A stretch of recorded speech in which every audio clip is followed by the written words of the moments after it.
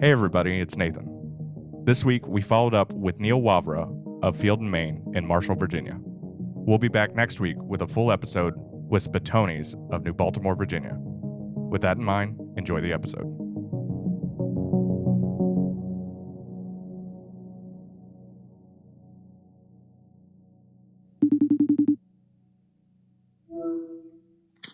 Hello. Hey Neal. Hey, how are you? Good, how are you? Good, man. Sorry for blowing you up. How are you doing today? No worries. No problem at all. That's great. I was looking at something with my daughter, and I left the phone in the other room. Oh, no worries. So, how have things been? Things are going well. All things considered. I mean, it's a different landscape for sure. We're a completely different restaurant for sure. But by and large, things are going very well. So, I mean, our sales are down revenue-wise year over year, but we're holding steady in the new model that we're in. So you guys switched to almost fast casual for hot and ready meals, and then you guys do the $20 heat and serve meals? Yes, that's right. So we pivoted to a completely different sandwich and burger menu that we serve between 12 and 6 daily, with Tuesday being a day we're closed. And then, yeah, like you said, we do a different meal each day, exempting Tuesday. That's $20 per person. The response to that has been awesome. Everybody I've shown that is been really amazed with it, that offering. Oh, I'm glad to hear that. Thank you. Yeah, we've had a pretty good response. You know, it's been interesting trying to figure out just how many to make a day, and it's been averaging about 50 a day. So we're making about 300 meals a week. And then we're making maybe 20, 30, 40, 50 more, and then are able to donate them to like the skids, the school lunch program for kids in Fauquier County, and we've done some stuff for some first line people, and for some hospital workers, and so it's been great. I mean, all things considered, I think it's a really remarkable experience to have to go through this and to pivot like we have. But the team has responded wonderfully, and the community has been tremendous. And you've been able to retain everybody, haven't you? We have. We furloughed essentially everybody on the front of house team, the service team, and by virtue of an employee fund that we set up, and unemployment, they're fine. They're being compensated and kept whole, and then the rest of the team is being compensated through the to-go operation that we've pulled together. So you had a rainy day fund planned for something that could possibly happen.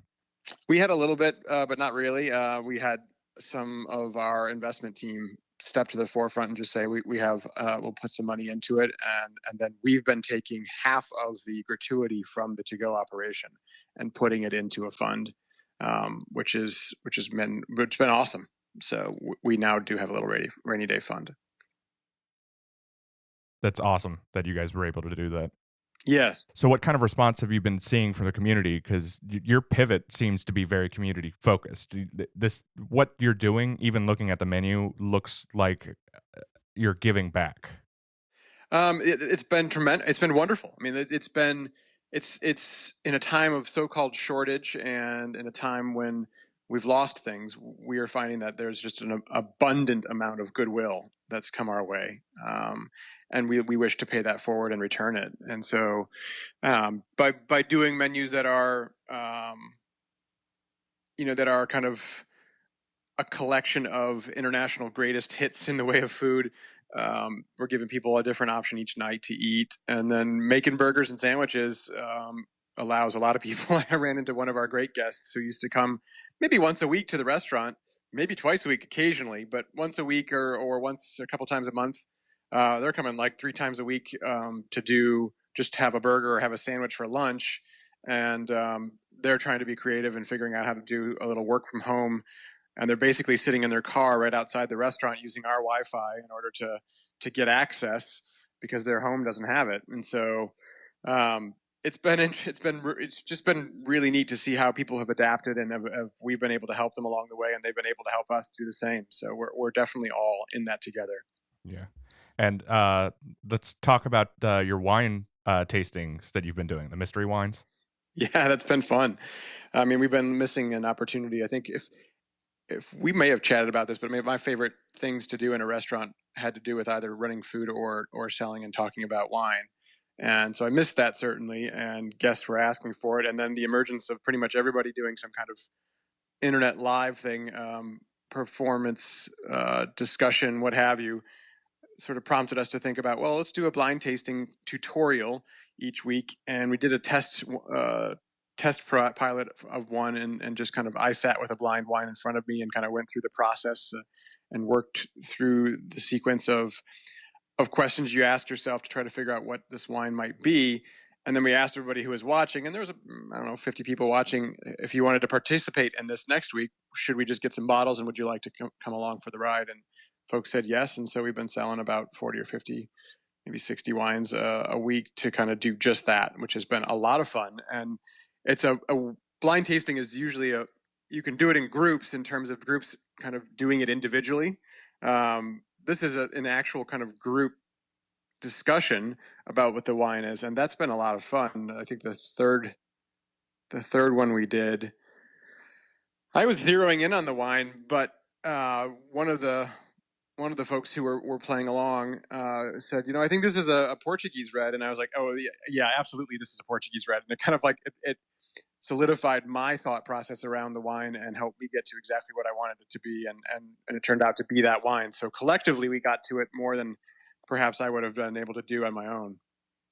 That's awesome. We've all been raving about the table wine that you brought, and I actually went and bought some. I texted you that one day, and I Yes. went and You picked and it. your dad came with you? We drank both those bottles the following day. Did he like them? Oh, he loved them.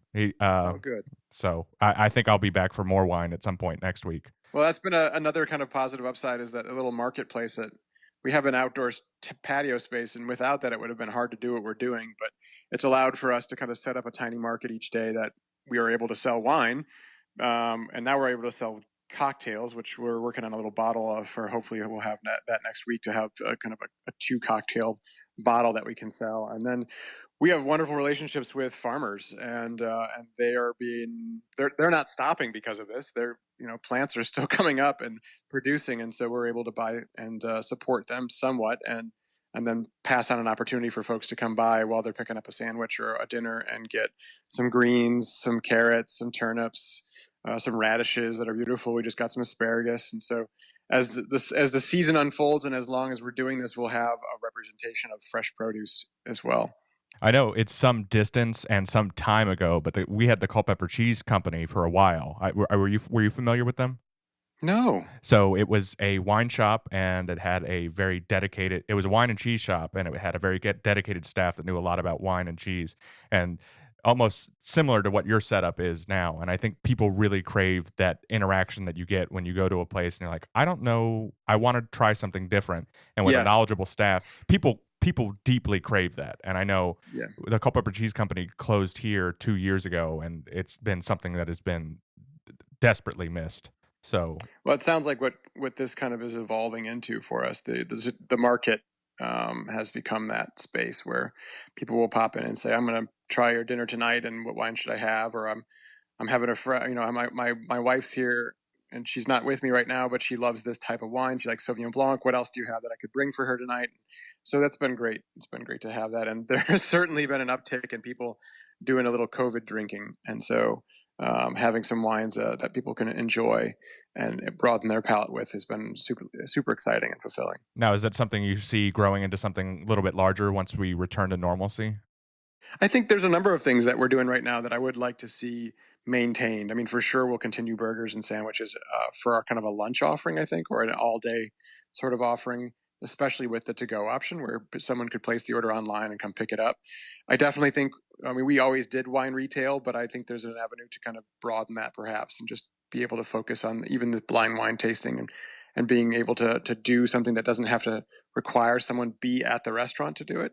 And then the market part, I think, is wonderful. Yeah. And so we've always been toying with the idea of how to do the market, and just never quite got around to do it correctly. And yeah, I think there's an absolute avenue, and a reason to have sort of a little market offering. So yeah, I think all these elements in some form or fashion will probably continue post COVID. It's wonderful to see somebody pulling some positives out of this horrible situation. Um, how do you see this ending, and what plans do you have in place? Considering that when we do start seeing customers seated, it'll be 25% capacity, or even less, maybe? Yes, it's a great question. I don't have the crystal ball for sure. What seems to be on the horizon is that there's going to be a mix of a desire to be prudent and a pressure to be open. Um, as states open earlier than others, and some want things to happen faster, and some businesses are feeling the need to get open just to support themselves, which I would understand 100%. There's going to be this odd pressure, and like you just said, there may be sort of an opening that is allowed or permitted if you do X percentage of your former business, which is what, 25% or 50% or whatever the percentage would be. And looking at the numbers so far and what we're doing with our particular operation, we're not going to rush to open until we can really open 100%. So we'll maintain the operation where we have right now doing the sandwiches and the to-go option until pretty much we're allowed, and we think that the demand is there for us to be open 100%. Because if we roll back into a partial service with the model that we had previously, I can't support the team I have. So I need the revenues that are coming in under the model that we're the COVID model that we're in right now. And I think there will be some form of a hybrid model where we'll maintain both for a period of time. And then, like I said, I think there's an opportunity to have some of the things that we've figured out during this time continue ad infinitum as we go forward, and potentially then roll back into more of a full service operation. I don't have a desire to be 50% open and have a weird spacing, and to be sort of a policeman and say certain people can come, certain people can't come, you can come now or you can't come then. That's not the hospitality operation that we ran before. And so we're not going to rush to open up again until we feel like the circumstances are right to do so. Yeah, it seems smart. So, what did you guys think of your episode? Oh, I loved it. That was great. Yeah, it was neat how you guys put it together. Yeah, it was fun to do. It was my first time, so it was great to have that experience. We're glad you enjoyed it. And Sobo said that you blew everybody else out of the water. Oh, that's kind of a mistake because I was listening to theirs too, and this was fun. She's a trip, and so is he. Yeah, they are. I love how they kind of play off each other. It's great. It is. There's a good balance between the two of them. Yeah. Thank you, Neal, for talking with us. Take care, guys.